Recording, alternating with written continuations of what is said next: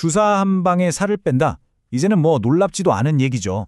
근데요, 진짜 판을 뒤흔들 게임 체인저는 따로 있습니다. 바로 알약이에요.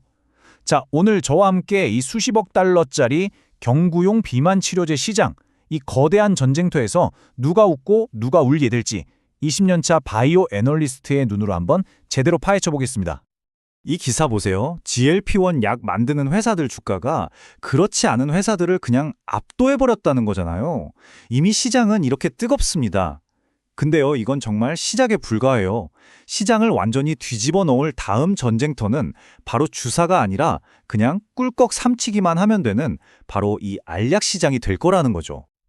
자, 그럼 이 엄청난 기회를 제대로 이해하려면 뭘 봐야 할까요? 오늘 우리가 살펴볼 내용은 딱 이 네 가지입니다. 첫째, 왜 다들 주사가 아니라 알약의 목을 매는가? 둘째, 이 투자 과연 장밋빛이기만 할까? 강세론과 약세론을 한번 비교해 볼 거고요. 셋째, 이 전쟁에 뛰어든 선수들은 누구인지. 마지막으로 제일 중요한 거죠. 그래서 우리는 어떻게 투자해야 하는가? 이 순서대로 한번 가보겠습니다. 자, 그럼 첫 번째 이야기부터 시작해 볼까요? 왜 알약이 새로운 전쟁터가 됐을까요? 아니, 그동안 주사제 잘 쓰고 있었잖아요. 근데 왜 글로벌 빅파마들이 수십억 달러씩 쏟아 부으면서 이 알약 개발에 목숨을 거는 걸까요? 그 답은요, 생각보다 아주 간단합니다.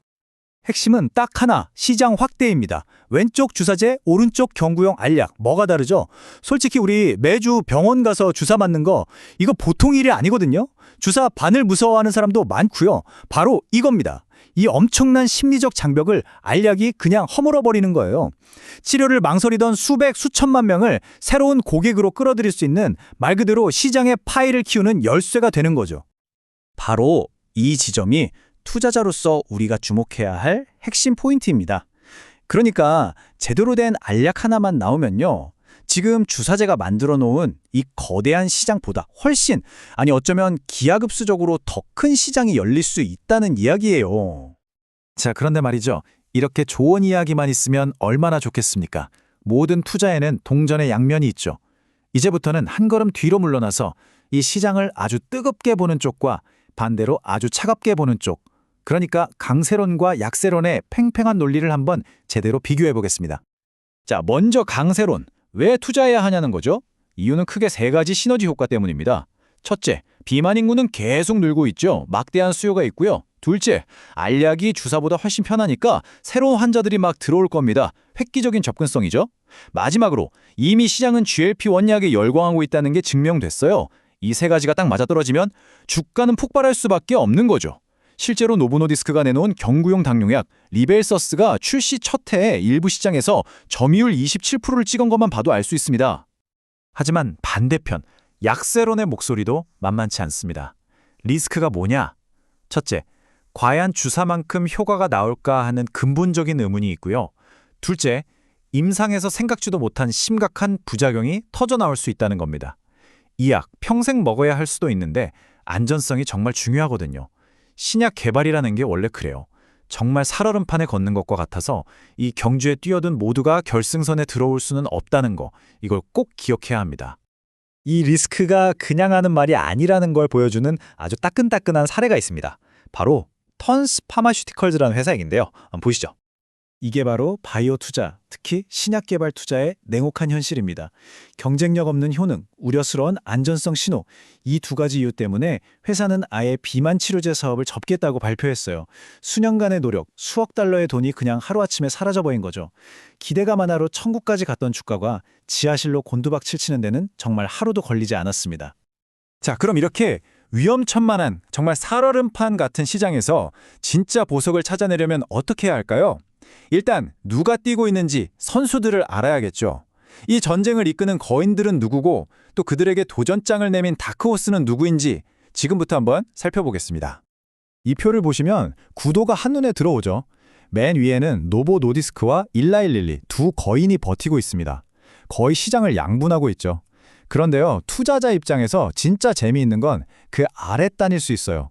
바이킹 테라퓨틱스 같은 도전자나 아직은 개발 단계에 있는 우리 국내 기업들 말이죠. 이런 회사들 중에서 대박이 터지면 M&A 시장의 판도를 바꾸면서 섹터 전체를 들썩이게 만들 수 있거든요. 자, 그럼 이렇게 다양한 선수들이 뛰고 있는 이 판에서 우리는 과연 어떻게 투자 전략을 짜야 할까요? 그래서 애널리스트로서 제가 드리고 싶은 투자 전략은 이겁니다. 이 복잡하고 변동성 큰 시장에서는요, 단기적인 관점과 장기적인 관점을 좀 나눠서 접근할 필요가 있습니다. 자, 먼저 단기 전략입니다. 단기적으로 이 시장은 이벤트 드리븐 시장이에요. 무슨 말이냐면 회사 실적 같은 것보다 임상 데이터 발표, FDA 승인 소식 같은 딱 한 방의 이벤트로 주가가 천국과 지옥으로 오간다는 거죠. 그러니까 단기 투자를 생각하신다면 이런 핵심 이벤트 날짜들을 달력에 표시해두고 관련 뉴스에 정말 바짝 신경을 쓰셔야 합니다. 그런데 장기적인 그림은 완전히 달라요. 이 시장이 어느 정도 자리를 잡고 나면 아마 누가 다 먹냐의 싸움이 아닐 겁니다. 오히려 역할 분담이 일어날 가능성이 높아요. 예를 들면 처음엔 효과가 강력한 주사제로 살을 확 빼고 그 다음엔 먹기 편한 알약으로 유지를 하는 거죠. 이런 병용요법이 대세가 될 수 있다는 겁니다. 즉, 경쟁의 패러다임이 누가 이기느냐에서 어떻게 같이 가느냐로 바뀔 수 있다는 거죠. 그렇기 때문에 장기 투자자라면 단순히 체중 감량 효과가 몇 프로냐 이것만 볼 게 아닙니다. 이 회사가 주사제와 경구용 약을 어떻게 조합해서 환자의 전체 치료 과정을 관리할 것인가, 또 체중 감량 외에 심혈관 질환이나 지방간 개선 같은 추가적인 혜택은 없는가, 이런 것들을 봐야 해요.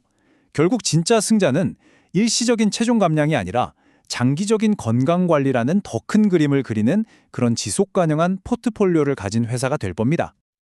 자, 이제 마지막 질문입니다. 과연 이 경구용 알력은 인류의 건강을 한 단계 업그레이드 시키는 거대한 혁신이 될까요? 아니면 그저 수많은 제약 바이오 테마주처럼 부풀었다 꺼져버리는 또 하나의 버블로 끝나게 될까요? 그 답은 앞으로 쏟아져 나올 냉정한 임상 데이터 안에 있을 겁니다. 그리고 우리 현명한 투자자들은 바로 그 데이터 속에서 기회를 발견하게 되겠죠.